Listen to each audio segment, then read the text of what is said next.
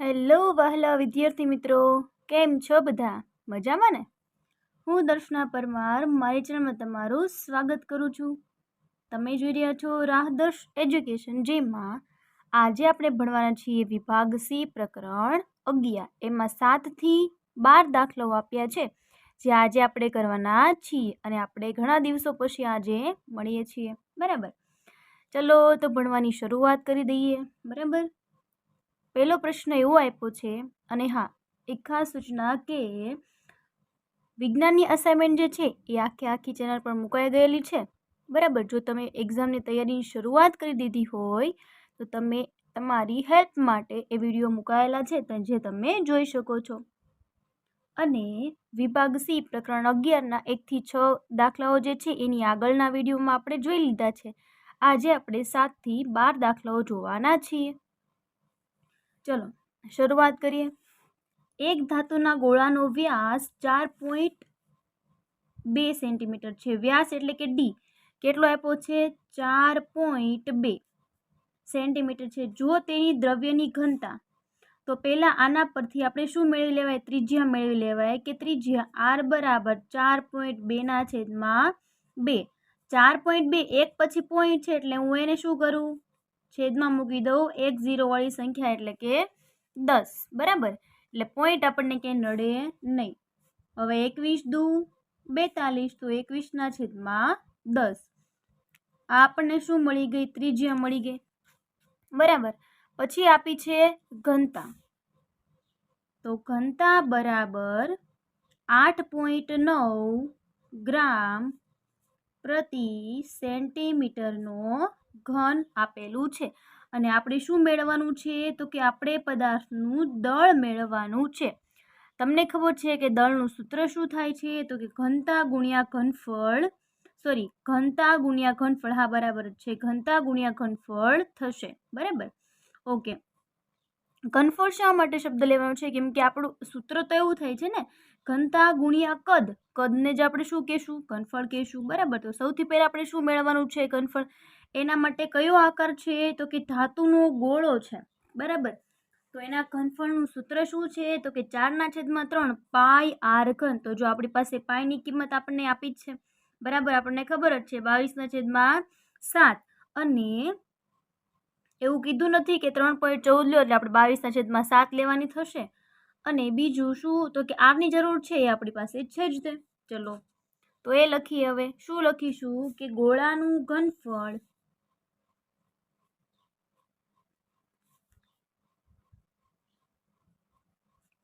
બરાબર 4/3 પાઈ આર ઘન. સૂત્રમાં કિંમત તો મૂકો જોઈએ. 4/3 પાઈની કિંમત શું મૂકીશું? 22/7. એને ગુણ્યા આર ઘન, એટલે આરની કિંમત કેટલી વખત મૂકવાની છે મિત્રો? 3 વખત મૂકવાની છે. કેટલી વખત મૂકવાની છે? 3 વખત. થઈ ગયું. ચલો 7 તેરી 21, 3 3 નીકળી જાય. હવે ક્યાંય છેદ ઉઠશે નહીં. બરાબર, 10 છે એટલે આપણે એમને એમ રહેવા દઈએ, કેમ કે એક પોઈન્ટ આપણે ખસેડતા જઈશું. પછી ચલો 4 ગુણ્યા 22 ગુણ્યા 21 ગુણ્યા 21 એના છેદમાં 1 2 અને 3 એટલે કે 1000 કરીએ એનો ગુણાકાર, તો 38,808 જવાબ આવે છે. એને ભાગ્યા 1000. 3 પછી પોઈન્ટ મૂકી દો, તો 1 2 અને 3. બરાબર, અથવા ન મૂકવો, આમનેમ રાખો, કેમ કે આપણે હજી આને ગણતરીમાં લેવાના છે એટલે આને આપણે એમને એમ રાખીએ. આ શું મળ્યું આપણને? ગોળાનું ઘનફળ મળ્યું. શું મળ્યું હજી આપણને? ગોળાનું ઘનફળ, એટલે કે તેનું કદ આપણને અહીં મળી ગયું છે. એકમ કયો લખીશું? તો કે એકમ છે સેન્ટીમીટર, એટલે સેન્ટીમીટરનો ઘન. બરાબર, હજી આપણને એનું ઘનફળ મળ્યું છે, હજી દળ મળ્યું નથી. હવે લખીએ કે દળ બરાબર ઘનતા ગુણ્યા ઘનફળ. ઘનતા કેટલી આપી છે? 8.9 આપી છે. કેટલી આપી છે? 8.9. તો એક પછી પોઈન્ટ છે એટલે છેદમાં 10 આવી જાય. અને ઘનફળ આપણને આટલું મેળવ્યું છે. આપણે આવું મેં શા માટે રાખ્યું છે? આપણને ગણતરીમાં સરળતા પડે એટલા માટે. હવે 89 ગુણ્યા 38,808 કરો તો તમારે આવું કંઈક તમને જવાબ મળશે, બરાબર. ચલો એને ભાગ્યા 4 0 થઈ ગયા ને. ચલો 4 પછી મૂકી દો પોઈન્ટ, 1 2 3 અને 4 એટલે 345.3912 ગ્રામ. આપણને એકમ આપેલો છે ગ્રામ, બરાબર. દળનો એકમ આપણે લખીશું ગ્રામ. તેથી પદાર્થનું દળ મેળવવાનું હતું જે તમને અહીં મળી ગયેલું છે. કેટલું મળ્યું આપણને? 345.3912 ગ્રામ જવાબ એનો મળશે. તો આ રીતે આ પ્રશ્નનો જવાબ અહીં પૂર્ણ થાય છે. એની પછી દાખલા નંબર 8 જોઈએ. શું કીધું છે એમાં જોઈએ. તાંબાના અર્ધગોળાકાર વાટકાની અંદરનો વ્યાસ કેટલો આપ્યો છે? 10.5. તો લખીએ કે વાટકાની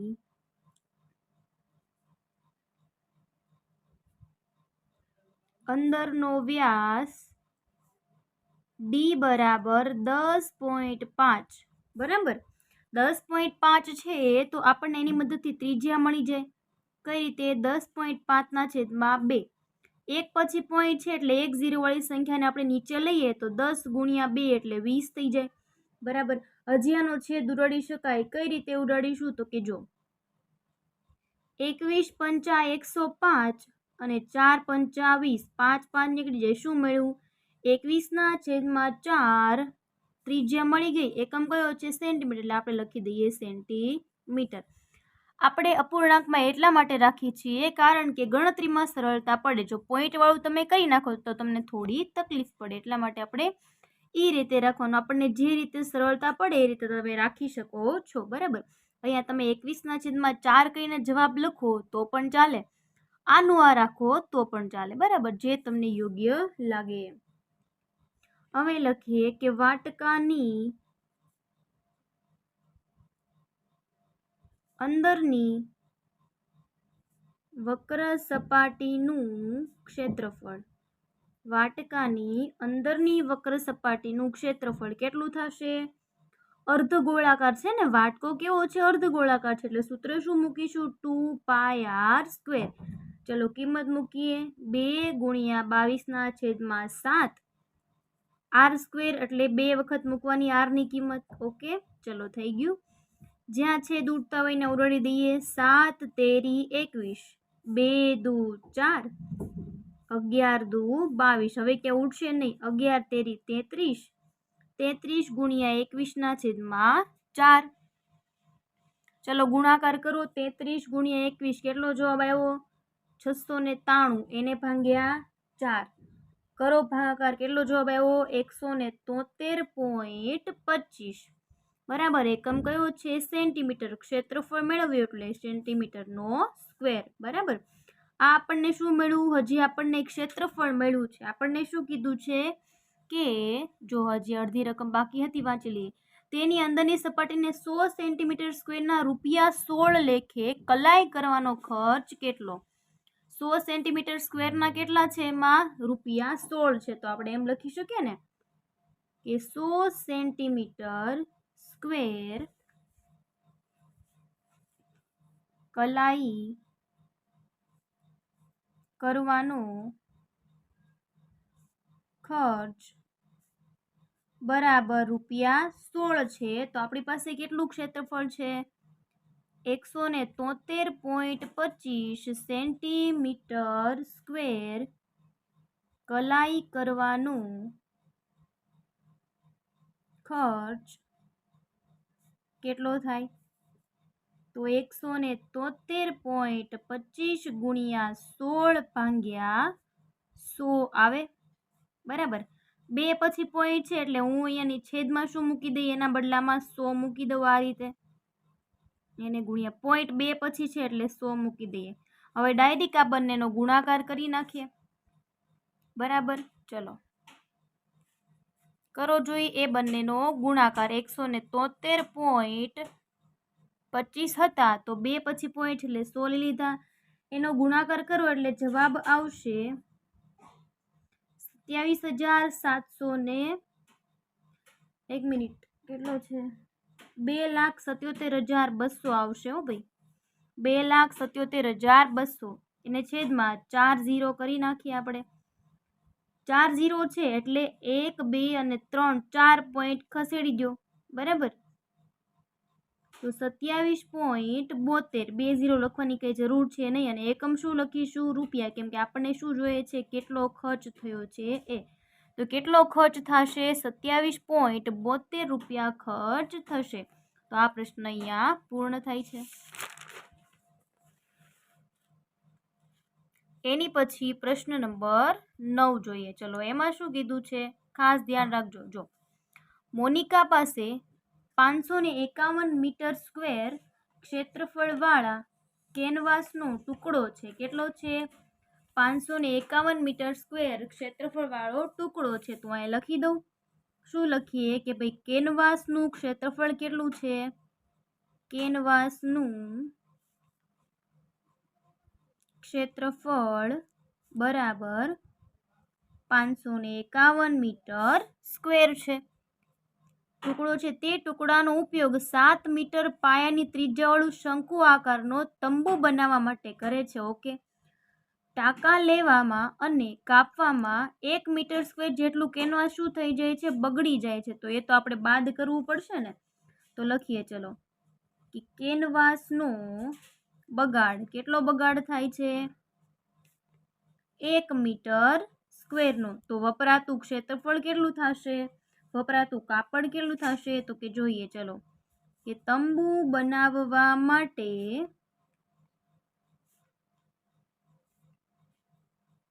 વપરાયેલ કેનવાસનું ક્ષેત્રફળ બરાબર 551 માઇનસ 1 બરાબર 550 મીટર સ્ક્વેર થશે. આટલું ક્ષેત્રફળ થશે, બરાબર. ચલો આગળ જોઈએ. હવે આપણને શું જોઈએ છે? તંબુનું ઘનફળ. એના માટે આપણે શું શું જોઈએ છે? આપણે એના માટે ત્રિજ્યા અને ઊંચાઈ બંને જોઈએ છે. ઓકે, તો ચલો મેળવીએ. આપણને સૌથી પહેલા શું મળશે? ત્રિજ્યા આપણને આપી છે, જોવું જોઈએ. ત્રિજ્યા આર, તો કે હા 7 મીટર, એટલે એ ત્રિજ્યા ગણીશું આપણે. ઓકે, તો ઊંચાઈ જોઈએ છે ને આપણે, તો એના માટે પહેલા એલ ગોતવું પડશે. તો લખીએ ચલો, અહીંયા પહેલા લખી નાખીએ કે તંબુની ત્રિજ્યા આર બરાબર કેટલી છે? 7 મીટર છે. અને તો લખીએ કે તંબુનું વક્ર સપાટીનું ક્ષેત્રફળ બરાબર, સૂત્ર શું થશે? પાઈ આર એલ. વક્ર સપાટીનું ક્ષેત્રફળ આપણી પાસે છે 550, બરાબર. પાઈની કિંમત કેટલી છે? 22/7. આરની કિંમત પણ આપણી પાસે છે, એલ આપણે જોઈએ છે, 7 7 નીકળી જાય. એલ બરાબર 550/22. હવે 25 ગુણ્યા 22 કરો એટલે 550 આવે. તો એલ બરાબર તમને શું મળી ગયું? ડાયરેક્ટ અહીંયા એલ બરાબર આપણને શું મળી ગયું? 25. શું મળ્યું અહીંયા? 25 સેન્ટી. ઓકે, 1 મિનિટ, મીટર એકમ છે તો મીટર લખીએ. એલ મળી ગયો, તો હવે ઊંચાઈ પણ મળી જાય. કઈ રીતે ઊંચાઈ મેળવશો? હવે એ સૂત્ર તમને આવડે જ છે. કઈ રીતે મેળવશો? તો કે h બરાબર રૂટ એલ સ્ક્વેર માઇનસ આરનો સ્ક્વેર. એલની કિંમત 25નો વર્ગ, આરની કિંમત 7નો વર્ગ. 25નો વર્ગ 625, 7નો વર્ગ 49. કરો બાદ બાકી, કેટલા વધ્યા? 576. કોનું એ વર્ગમૂળ છે? તો કે 24નું. તો એકમ કયો છે? મીટર. એટલે h બરાબર શું મળ્યું? 24 મીટર. હવે આપણે શું મેળવવાનું હતું? તો કે આપણે જોઈએ છે તંબુનું ઘનફળ. તો હવે મળી જાય કે તંબુનું ઘનફળ બરાબર 1/3 પાઈ આર સ્ક્વેર એચ. ચલો બધાની પહેલા કિંમત મૂકી દઈએ. પાઈની કિંમત 22/7. આરની કિંમત કેટલી છે? 7 છે, એટલે 2 વખત મૂકવી પડશે, સ્ક્વેર છે. એચની કિંમત આપણને મળી 24. ચલો છેદ ઉડાડતા જઈએ. કરી નાખો બધાનો ગુણાકાર. 22 ગુણ્યા 7 ગુણ્યા 8 કરો ગુણાકાર તો તમારો જવાબ આવશે 1232 એકમ છે મીટર ઘન. તો તંબુનું ઘનફળ તમને કેટલું મળ્યું તો કે 1232 મીટર ઘન તંબુનું ઘનફળ તમને મળશે. એની પછીનો આપણે દાખલા નંબર 10 જોઈએ. 10મો પ્રશ્ન આપેલો છે કે એક ગોળાનું ઘનફળ 1437 1/3 સેન્ટીમીટર ઘન છે. તો આ ગોળાની વક્ર સપાટીનું ક્ષેત્રફળ આપણે કેટલું થાય એ આપણે મેળવવાનું છે. બરાબર. સૌથી પહેલા તો તમને આપેલું છે શું તો કે ગોળાનું ઘનફળ આપણને આપેલું છે. તો લખીએ ને આપણે કે ભાઈ ગોળાનું ઘનફળ બરાબર 1437 1/3. બરાબર ને? ઓકે. તો હવે આ જે તમને આપેલું છે એના માટે આપણે આ મિશ્ર અપૂર્ણાંક કહેવાય. તો આપણે એને કેમાં ફેરવી નાખીએ? અપૂર્ણાંકમાં ફેરવી નાખીએ. કઈ રીતે? 3 ગુણ્યા આ જે સંખ્યા છે એ કરીએ પ્લસ 1 કરીએ એટલે જવાબ કેટલો આવે? 4312. એના છેદમાં 3 હોય તો રેજ દે સેન્ટીમીટરનો ઘન. થઈ ગયું ને? અપૂર્ણાંકમાં મિશ્ર અપૂર્ણાંક આપેલું હતું એને આપણે અપૂર્ણાંકમાં ફેરવી દીધું. હવે આ જે આપેલું છે એની મદદથી આપણને શું મળશે? આર મળશે. બરાબર. તો લખીએ સૂત્ર શું થાય ગોળાના ઘનફળનું? મને કયો જોઈએ. ગોળાનું ઘનફળ બરાબર 4/3 પાઈ આર ઘન. ઘનફળ આપેલું છે આપણને તો એ લખી નાખો 4/3. પાઈની કિંમત કેટલી આપી છે? 3.14 લ્યો એવું કીધું છે નહીં. તો આપણે શું લઈ લેવાની? 22/7. આર તો આપણે મેળવવાનું છે. હવે જો આ ધારો કે પાઈ છે એવું ઘડીક માટે તમે માની લો. અહીંયા પાઈ છે, કિંમત નથી મૂકી. એમ તો બંનેના સમીકરણના છેદમાં શું છે? 3 છે એટલે બંને નીકળી જવાના. બરાબર. તો આર ઘન બરાબર સાથે હોય ક્યાં જાય? છેદમાં. બરાબર. એટલે કઈ રીતે થશે? તો કે આ રીતે થાય. એને ભાગ્યા 4 ગુણ્યા 22/7. છેદનો છેદ ક્યાં જાય? અંશમાં. હવે જો તમે છેદ ઉડાડો તો આ રીતે થાય 196.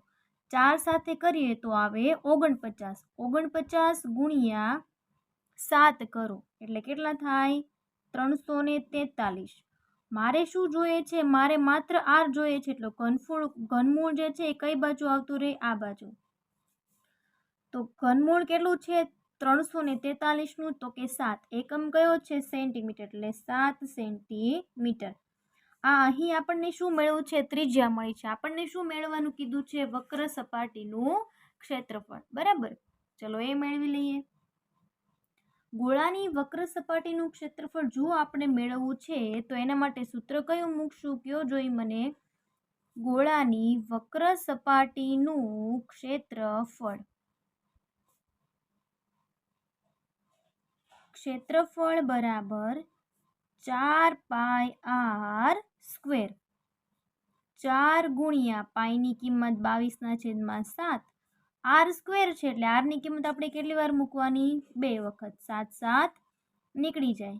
કરો ગુણાકાર 4 ગુણ્યા 22 ગુણ્યા 7.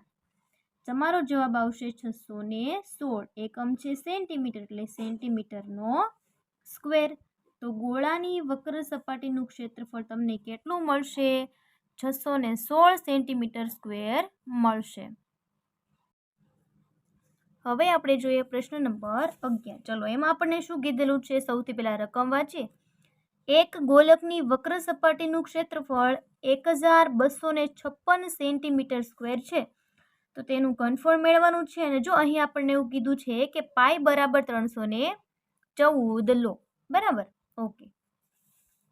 તો લખીએ. અહીં આપણને શું આપ્યું છે કે ગોલકની વક્ર સપાટીનું ક્ષેત્રફળ. ગોલકની વક્ર સપાટીનું ક્ષેત્રફળ બરાબર 1256 સેન્ટીમીટર સ્ક્વેર આપણને આપેલું છે, બરાબર. ઓકે, હાલો તો લખીએ ગોલકની વક્ર સપાટીનું ક્ષેત્રફળ બરાબર સૂત્ર શું થશે? ગોલકની વક્ર સપાટીનું ક્ષેત્રફળ તમે શું લખશો? 4πr square. આ તમને આપેલું છે 1256 બરાબર 4 ગુણ્યા પાઈની કિંમત કેટલી લખવાની છે? 3.14 છે, એટલે 2 પછી પોઈન્ટ છે એટલે હું છેદમાં ક્યાં મૂકી દઉં? 100 મૂકી દઉં. આર સ્ક્વેર જે તમારી પાસે નથી એ તમારે મેળવવાનું છે, બરાબર ને? ઓકે, ચલો એની પછી આર સ્ક્વેર બરાબર 1256 એને ગુણ્યા 100. એને આ બંને ક્યાં આવી જાય? છેદમાં આવી જાય. 314. હવે 314 ચોક 1256 થાય. 4 4 નીકળી જાય તો આર સ્ક્વેર બરાબર વધ્યું શું? 100. સ્ક્વેર આ બાજુ મોકલું એટલે કેમાં ફેરવાઈ જાય? વર્ગમૂળમાં. એટલે આર બરાબર શું આવી જાય? 10 સેન્ટીમીટર. ચલો આપણને અહીં શું મળી ગયું? આર મળી ગયું ને. શું મેળવવાનું હતું? ઘનફળ. તો હવે આરામથી મળી જાય. લખો સૂત્ર કે ગોલકનું ઘનફળ બરાબર 4/3 પાઈ આર ઘન. કિંમત મૂકી દઈએ. 3.14 છે એટલે 314/100.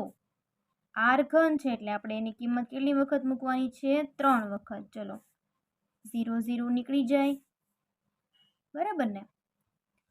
4 ગુણ્યા 314 અહીંયા જ કર્યા આપણે. કેટલા થાય છે? 1256. એને ભાગ્યા 3 ગુણ્યા 10 હતા ને.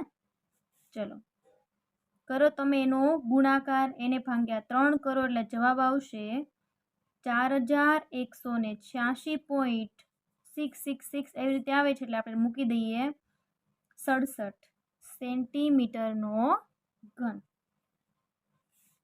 કેટલું મળ્યું? ગોલકનું ઘનફળ તમને કેટલું મળશે? 4186.67 સેન્ટીમીટર ઘન મળશે.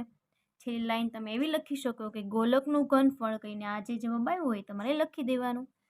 એની પછી હવે આપણો છેલ્લો પ્રશ્ન એટલે આપણો વિભાગ સી પણ પૂર્ણ થશે અને પ્રકરણ 11 પણ અહીં પૂર્ણ થશે, બરાબર. જો એક અર્ધગોળાકાર પોલા ઢાંકણનો વ્યાસ આપ્યો છે. વ્યાસ એટલે કે શું આપ્યું છે? ડી આપ્યું છે. કેટલું આપ્યું છે? 7 મીટર.